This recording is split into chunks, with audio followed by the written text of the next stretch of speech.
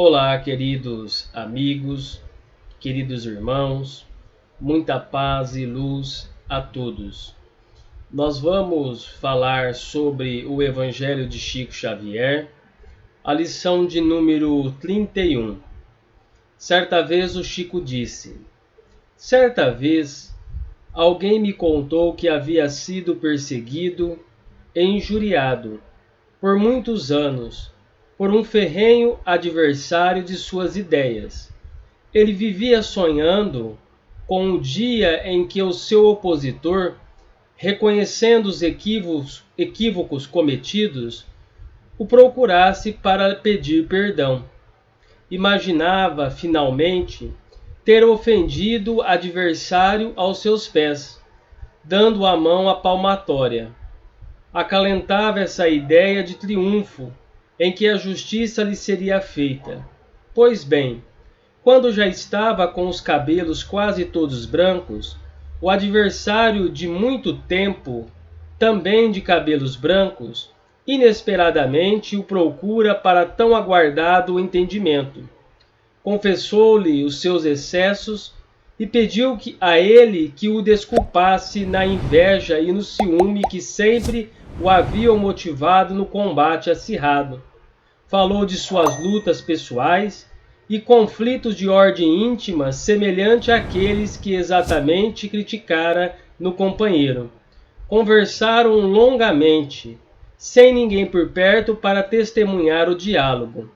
O amigo, injuriado, que tinha tantas respostas na ponta da língua, que havia decorado o que dizer justamente para quando chegasse a hora inevitável daquele confronto, percebeu, segundo ele próprio me confidenciou, que ele também inutilmente perdera tempo. De repente, sentiu que não havia qualquer razão para o revide. Ambos haviam envelhecido naquela disputa, que ninguém saberia identificar como teria começado. Chico, disse-me ele, eu não tive vontade nenhuma de reagir. É verdade que ele se prevalecera de todas as artimanhas para me prejudicar, mas eu também mentalizara aquele momento, o dia em que, face a face comigo, ele se sentisse humilhado. Ele estava tendo a grandeza de me pedir perdão. Se eu não lhe perdoasse, ele estaria triunfando sobre mim. Eu nunca ido a ele, e ele é que estava tomando a iniciativa de vir a mim. Eu que anelava fazer uma publicação no jornal, tornando-a público aquela hora de retratação, não tive ânimo de contar isso a quem quer que fosse. Você é a primeira pessoa que está sabendo. Ele desencarnou há mais de um mês.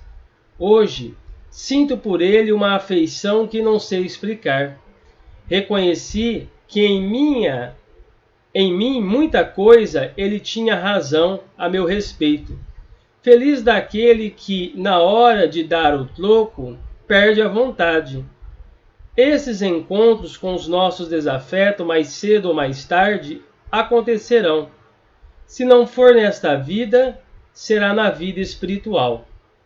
Os que nos perseguem, com razão ou sem razão, nos auxiliam a identificar o nosso próprio lugar. Às vezes, nos é muito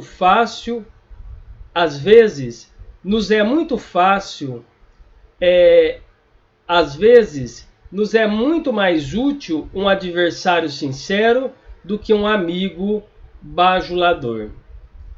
Vejamos que explicação interessante desse confrade que procurou Chico Xavier, contando a sua história pessoal, a desavença que ele havia tido com uma outra pessoa, e na hora de retratar tudo isso, na hora que aquela pessoa que o prejudicou veio até ele com o intuito de fazerem as pazes, de fazer aquela retratação pessoal, aquela pessoa que teve a coragem de identificar a sua própria falha, veio até ele para retratar de suas atitudes.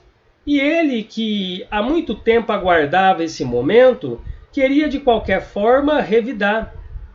Dizia ele a Chico Xavier que havia decorado que realmente, quando chegasse aquele momento, o que ele iria dizer àquele homem que o havia prejudicado tanto.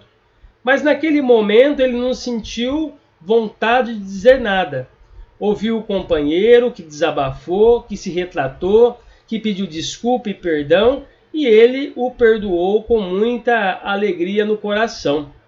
E a colocação que nos chamou a atenção aqui dessa mensagem é a seguinte: ele fala assim: os que nos perseguem com a razão ou sem razão nos auxiliam a identificar o nosso próprio lugar. Ou seja, as perseguições que sofremos, as críticas, muitas vezes as calúnias que surgem em relação às nossas atitudes, tudo isso daí nos auxiliam de alguma forma a identificar o nosso próprio ponto fraco, identificar a nossa própria imperfeição. Isso nos faz parar e pensar aonde estamos errando e o que nós precisamos corrigir.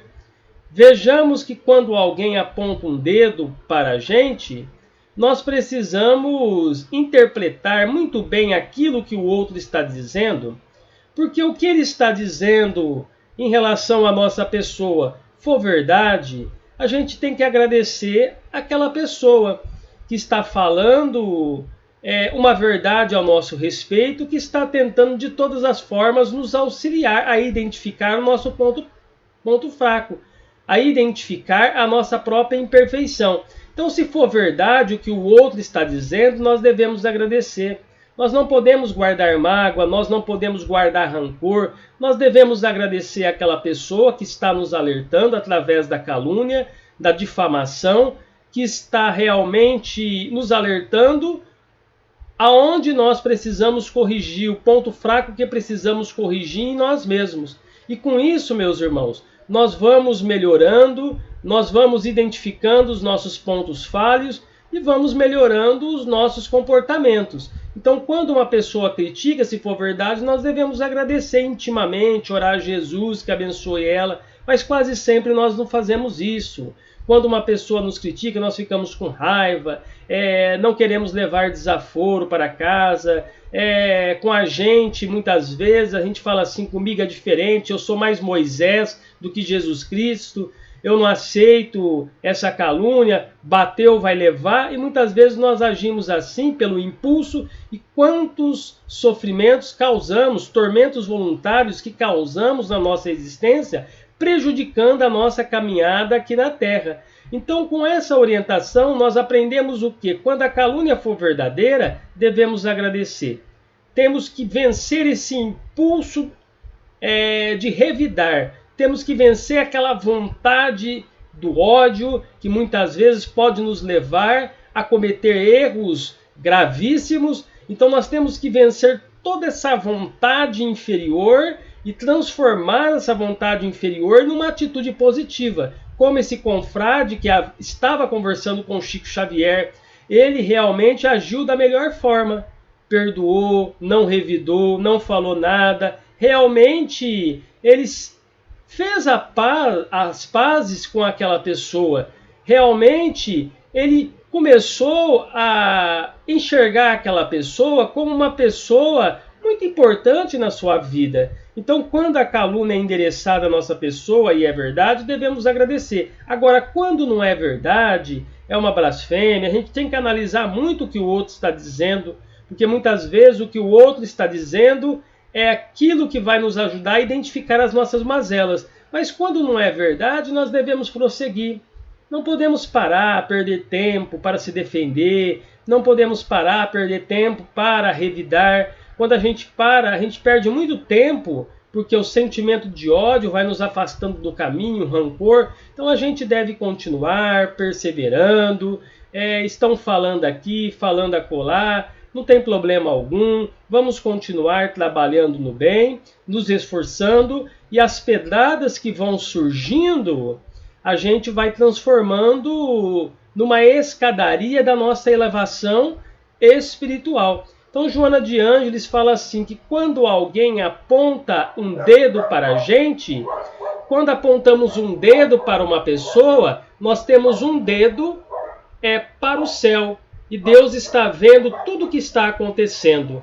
Onde o Evangelho de Jesus nos ensina assim, não julgueis para não serdes julgados. Então um dedo está apontando para o céu, Deus está observando tudo, e 3 dedos estão direcionados à nossa própria pessoa, o nosso próprio interior. Então vejamos bem, quando a gente julga alguém, nós devemos primeiro analisar o nosso comportamento, a nossa atitude, a nossa postura, e compreendermos que toda vez que nós julgarmos alguém, nós seremos também julgados.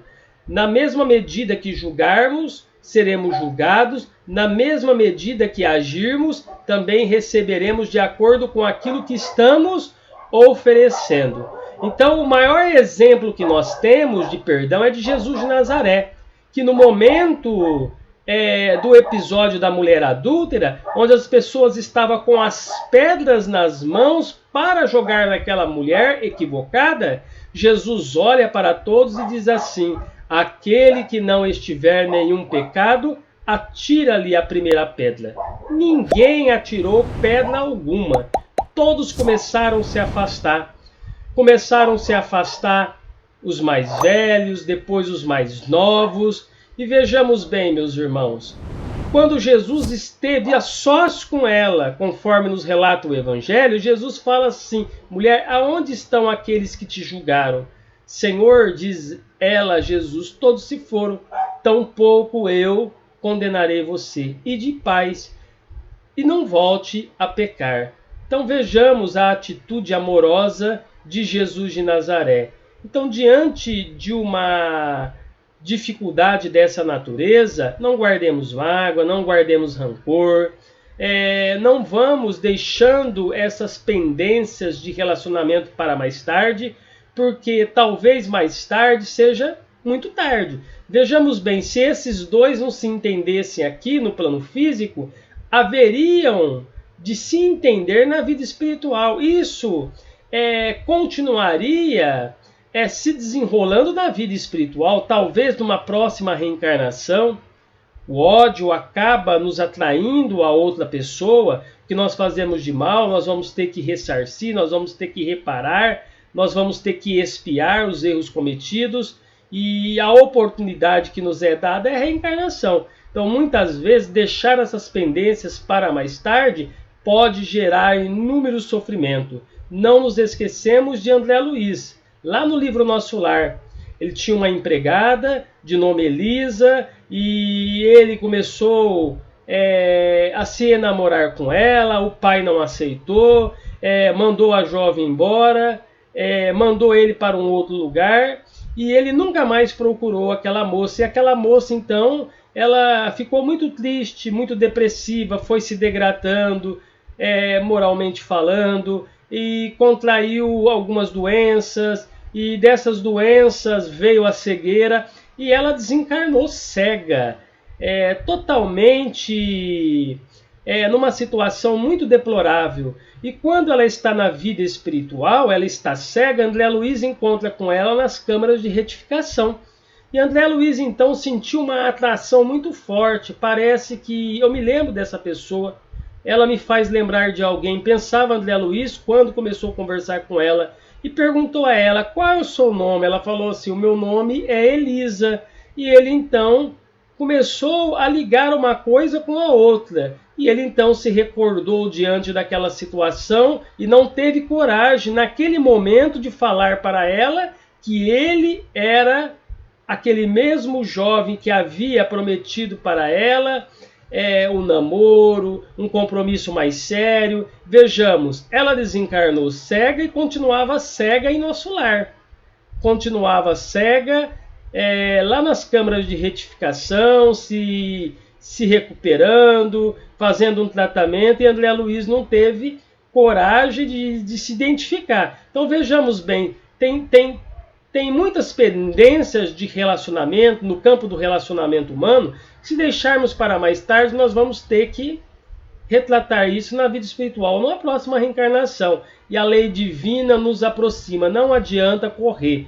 Quanto mais nós tentamos fugir, a lei de Deus vai nos aproximando dessa pessoa, onde temos uma inimizade, uma antipatia por ela, e Deus vai nos aproximando, para que possa haver um reajuste espiritual. Então, que o Mestre amigo, ele nos abençoe, nos dê muita paz. Até o nosso próximo estudo.